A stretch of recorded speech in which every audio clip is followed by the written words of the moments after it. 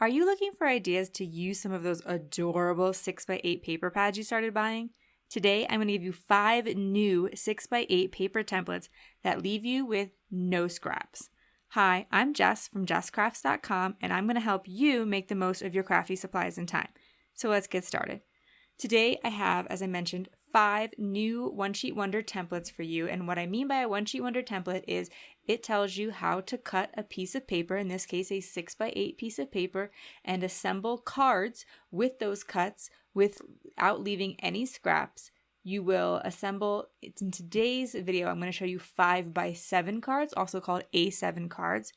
This isn't always the most popular size of card when you make your handmade cards, but I know a lot of people like it, and so I wanted to share some templates for this size as well. And if you don't normally make 5x7 cards, I challenge you to give it a try because it's not my go-to, but I was really happy and I liked some of the difference in scale that I was able to create with these cards versus an A2 size card. I have the Simple Stories Feelin Frosty collection. You can use whatever 6x8 paper pad you have. I am only going to make 10 cards with this paper pad. A lot of times I will use up an entire paper pad, and I absolutely could have today, but I decided to keep the number of examples a little bit lower, and then I thought I could still use the same paper pad with some other templates in the future. I will say I love this paper pad just because I really like the color palette they chose after working with a lot of Christmas papers. And this could be a Christmas, and there are some more Christmas-oriented images in it. It was refreshing to move to this like pink and teal with a little bit of purple. And also, you so rarely see purple in pattern paper, so I love that. But let's get focused on what I'm doing. I have my templates that I have designed and they're printed out. I have them printed in black and white, and you can print them as well. They're on my blog. It'll be linked in the video description. They should be readable, whether you choose to print in black and white or color. All the measurements are on the templates, so you don't need to worry about what measurements I'm cutting anything to today. And there will be still pictures of all of the finished cards to show you. It tells you how to cut the 6x8 paper, and then it shows you a sketch to assemble it. A lot of these sketches could be vertical or horizontal. It's just kind of up to you, but I tend to design them to be vertical just because it fits on the PDF better. But I will show you how I switch one to be a horizontal card instead. I am picking out which pattern papers I think go well with each of these sketches. There are some 3x4 cut-aparts in this collection. None of the templates I'm sharing today call for 3x4 pieces, so I do not think that would be an ideal use of the pattern paper. So I'm going to choose some of the other ones. Even some of the ones with the large words I'm going to choose because, for instance, in the example number 5 that I'm picking out a paper for right now, it calls for you to use these 3" by 1" strips at the top or bottom of the paper, and then these much longer 1" by I think 6.5. So maybe it's 1.5, but don't worry, measurements are on the blog. But because it calls for just that small bit, I know that I can then use that front that has the words on it just for its top because there's no words on the top. And then I can use the back side for the other bit of the sketch. I love double-sided paper for my templates because it means that I can mix and match patterns without having to cut multiples, but I often do cut multiple pieces of paper as well.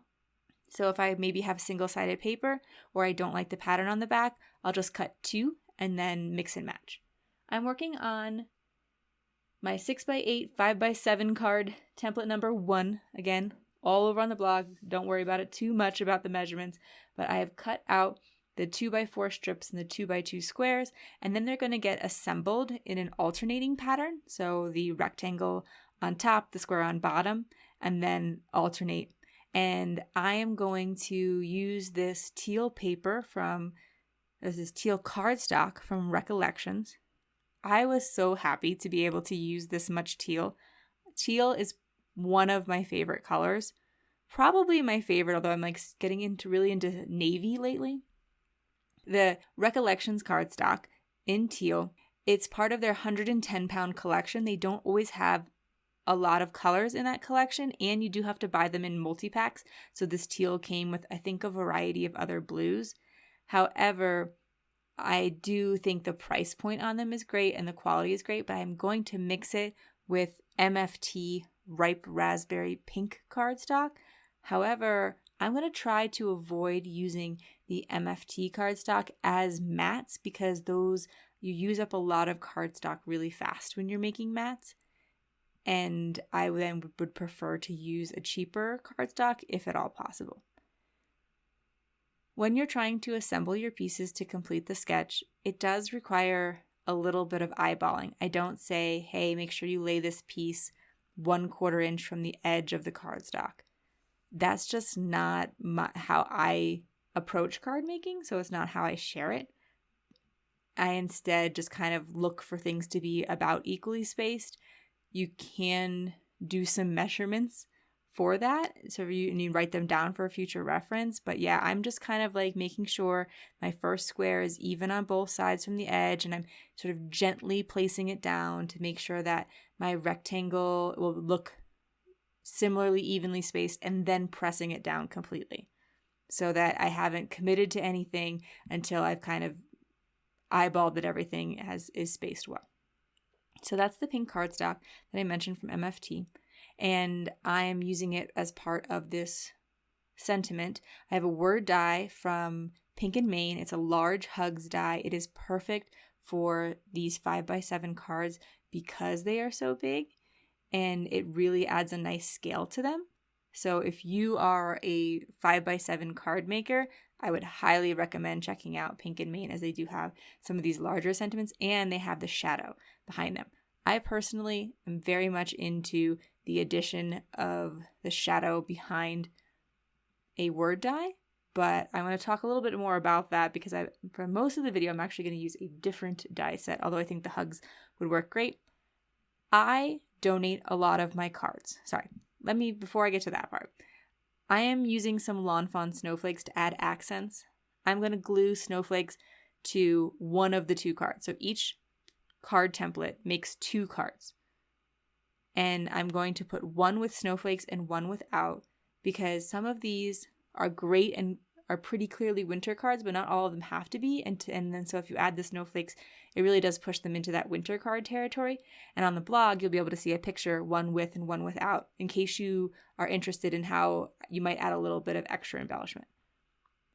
What I was mentioning before is that I do donate a lot of my cards, and a lot of the organizations ask for card makers to focus more on just winter cards than on Christmas cards, because they tend to get a lot of Christmas cards, and then not so much for not so much general cards. Like, they don't necessarily need winter cards, but they need cards that they can give out any day. And so if you make a winter card, they can give that out in December or February, or if you live where I do, sometimes it's May and it's still snowing, but they can use it for a longer period of time than, say, a Christmas card. That's only one day of the year.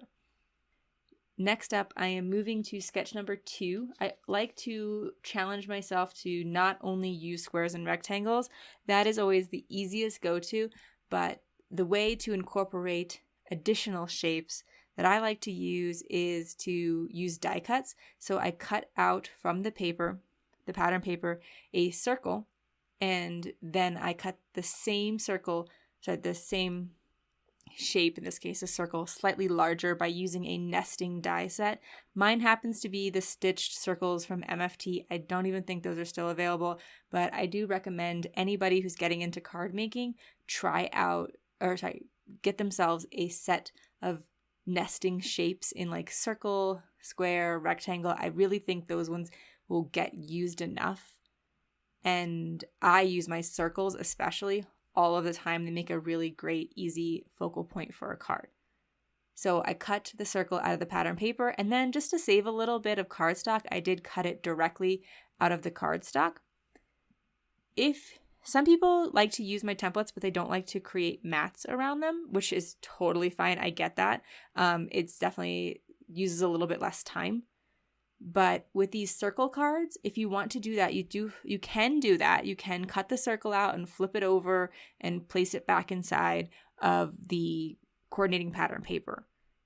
But then you need to be really careful that you've centered everything, because this cardstock circle mat around it is giving me a little bit of wiggle room if I didn't perfectly center everything. I also did take a scrap of cardstock and I put that in the center of the circle to kind of prop up that die cut circle, because otherwise it would sort of like dip into the hole left by that background paper. And now everything is instead flat and smooth. This die set, I had just picked this up. It's from Trinity Stamps. It is technically a coordinating die with a Hello stamp set. It is the Simply Sentimental Hello, and I believe they have a Simply Sentimental Thanks. It will die cut out a coordinating Simply Sentimental Hello stamp set, and it will cut so this stamp set has the word die and then the shadow die, which is much more popular now. But when you purchase the stamp set, they come attached. So the inside word, or the standard word, is attached to its shadow outline word. I never thought of this before, which is silly, but that actually is perfect, because then you can do inlaid die cutting really, really easily with it. And you could do it with any word and shadow die you happen to own. You will just have to tape them together. But this comes already like that. And in order to die cut out the sentiments in the coordinating stamp set, you may want to cut these apart. But I personally really love how simple this made inlaid die cutting. And so I think for now I'm going to keep them all together. Yet at the same time, I love the look of just gluing it on top of the shadow die. So I'm almost considering buying 2 of this die set, which is crazy because I would normally never think to do that. I was like, oh, you just tape them back together, but that's so fussy and I don't know if I'd get it straight. And I just love the scale of these words. You get several hellos and highs, and I love to use those. As I said, with donating cards, you do want to make enough general everyday cards. So I think that is this hello set is perfect for my needs. And I'm doing the inlay die cutting, so I'm die cutting it once out of pink and once out of the teal, and then switching it. So using the little pink words inside of the teal outline, and then I'll reverse it for the other card in the set, or sometimes for another set of cards. But they're all getting used, and I do have to die cut it twice to use on one card.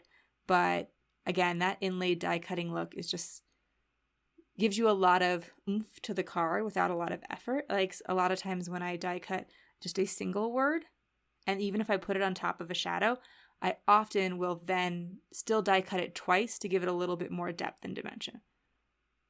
Couple things I wanted to mention. I did just press down with a stamping press tool. I don't know what it's supposed to be called.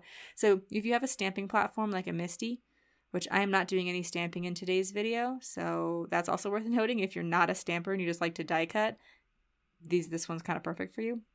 But I'm not doing any stamping. But that tool that you use to make sure you're getting good pressure on your Misty, if you happen to just own one already, it is also great for making sure that you've pressed your die cuts down really well. And so I will often use that to also keep the stickiness off my fingers so that I'm not spreading it to other parts of another card or the same card, etc. Hopefully that makes sense. Okay, so this is sketch number 3. This one is super crazy, fast, and simple, but I love having those designs because I think that if you're going to add something like a beautifully colored stamp image or a gorgeous die cut, the background doesn't need to be lots of little pieces of pattern paper pieced together or anything like that. You can really just go with a very clean and simple design and let that other element stand out. So that's what I did here. This design, I do want to make sure I prop up that square because it's overhanging the rectangle. So I've propped it up a little bit with a scrap of cardstock. And then from that last card, I used teal outlines and pink middles. And for this card, I actually want to do the opposite. So I was able to use up not really scraps, but use up what I didn't want on the previous card on this set of cards. And you'll notice that in the blog post if you want to get a closer look at these. But I'm going the hello die set comes with many different hellos, and I'm going to use a few more later in the video, but you'll see these two have the same one for that reason. And then I'll add a couple of snowflakes, and again, use that press tool to press them down and make sure that I get even pressure. You see, I sometimes still use my fingers. I'm just trying to get used to this as an alternate solution. You don't need to do it, but I find that it's a little bit less messy and a little bit better for making sure that I get good pressure everywhere, because a lot of times I will forget, like I'll think I'm pressing down all the pieces and then I will like accidentally miss the end of a word or something. It'll come flapping up later. Design number 4. It calls for a large square in the center and then 2 rectangles at the top and bottom. In the sketch and the template, you will see that I call for 1/8 inch mats. Most of the time I call for 1/4 inch mats. That is my personal preference. You can always use 1/8 inch instead. And most of the time, well, they're all designed for 1/4 inch, but sometimes the 1/4 inch doesn't quite work because it makes the whole design a little bit bigger. And this one, I wasn't paying close attention and I accidentally cut my mats at a 1/4 inch. And I wanted to see if I could make it work just because I didn't want to waste the cardstock or paper by like accidentally tearing it. And it does squeeze on there. I do think the 1/8 inch mats would look better. And my second card that you can see over on the blog does have 1/8 inch mats if you want to see what my like original called for sketch design looks like. But I did accidentally do the 1/4 inch and I wanted to just show you that it still works. And I also wanted to call it out in case you're like, these cards, the two of them look a little bit different, or my card looks different than what I called for in the sketch. And then I'm going to try to line all of this up. This was a great example of why having 2 sides of a cardstock or a pattern paper can really help, because I think if it were all that really bold design with the little houses and deer and everything in the background, it would be a little too much, and having those wood grain patterns at the top and bottom kind of help calm it down a bit. So there on the left, you can see all of the words that are part of that Trinity Stamps die set. I'm going to be using a different one. I'm going to be using a scripty hello. I went in with some brown cardstock for this one because it does include some brown in this particular paper. There's brown in a couple of them throughout, but I really did want to stick with those nice bright colors, and so that is why I so often used the teal and pink instead, but there was just no pink on that background. I'm going to add some snowflakes to the top and bottom. I needed to cut out some extras because I didn't plan ahead for what snowflakes I would need or use on every individual card. I just kind of cut some out from that Lawn Fawn die set. This is a much older Lawn Fawn die set that has 2 really large snowflakes or fairly large snowflakes, 2 medium-ish, or I guess 1 medium and 2 small. It's one of those ones that I've had for so many years and still, as I am right now, reaching for. So I think it's a great versatile set. There's so many beautiful snowflake dies out there, so you probably totally have something in your collection. But I like that this one includes 5 different snowflakes in one set instead of, a lot of times I see it's like one big beautiful snowflake in die sets. And those are gorgeous, but it's nice to have a variety of sizes together.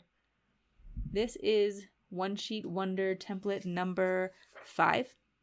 This one is the one where I did use one of those large sentiment papers because at the top you're going to cut off 1.5 inches.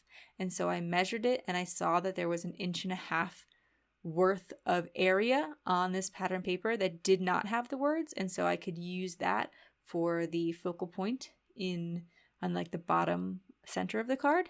And then I could use the back side, which has a much simpler pattern, for the stripes that go down the card. I am again going to pull in that teal cardstock.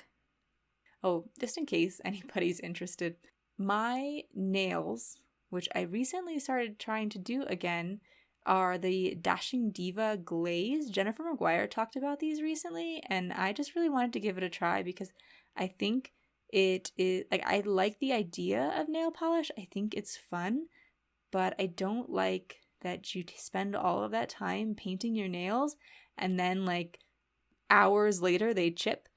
but these are kind of like those fancy acrylic nails that you get at the salon, but you can do them at home. So they're really quite cool, and I can do my nails once and it lasts for like about 2 weeks in my experience. And I think that's what a lot of people say, is that it lasts about 2 weeks. So, it wasn't my original idea, but I think that they're a pretty good product as far as I've seen so far. So just in case anybody was wondering, as that has been a bit of a change on my channel recently, I use my Scotch ATG to do most of my adhering of pattern paper because it is one of the like cheaper adhesives that I found out there once you invest in the initial glider, and then you can buy the refills in bulk from a place like Tape Jungle. And comparing that to like sometimes buying a new bottle of glue for like $3, those little tiny bottles, or $5. I don't know. I don't even know what they are anymore because I'm just like, no way I'm going to buy this, in my experience, much cheaper adhesive if you like to make a lot of cards. Something that I don't think I've mentioned yet, as I've mentioned donating cards, is that on my blog, I actually have a page or two dedicated to donating cards in terms of giving you information about where you can donate your cards, and like organizations that serve seniors, serve kids, serve veterans, active military, like so you can figure out which group best fits what you want to do. Like, so, if you really are passionate about serving seniors, then you can, pick those organizations.